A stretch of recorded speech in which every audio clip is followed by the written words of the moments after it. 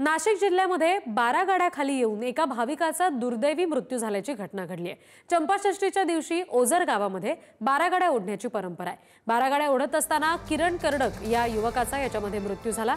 12 गाड्या ओढण्याचा उत्सव पाहण्यासाठी आसपासच्या गावातील अनेक नागरिक इथे मोठ्या प्रमाणावर गर्दी करत असतात।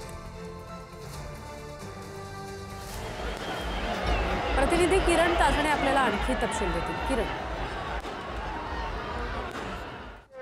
नाशिकच्या ओझरमध्ये सालाबादाप्रमाणे यंदाच्या वर्षी 12 गाड्याचं आयोजन करण्यात आलेलं होतं। प्रामुख्याने चंपाषष्ठीला ओझरमध्ये भव्य यात्रा भरत असते। या यात्रेच्या दिवशी एक अश्व त्या ठिकाणी 12 गाड्या ओढण्याचं काम करत असतो। संपूर्ण हा जो सोहळा आहे तो खंडोबा भक्तांसाठी आणि पंचक्रोशीतील ग्रामस्थांसाठी अतिशय महत्वाचा सोहळा असतो आणि या सोहळ्याला गालबोट लागले गेलेलं आहे।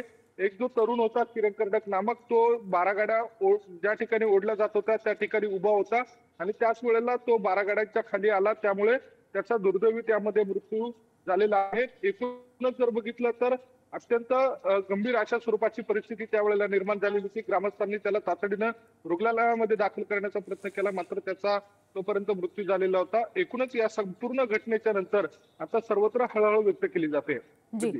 धन्यवाद सगळ्या तपशिलांसाठी किरण।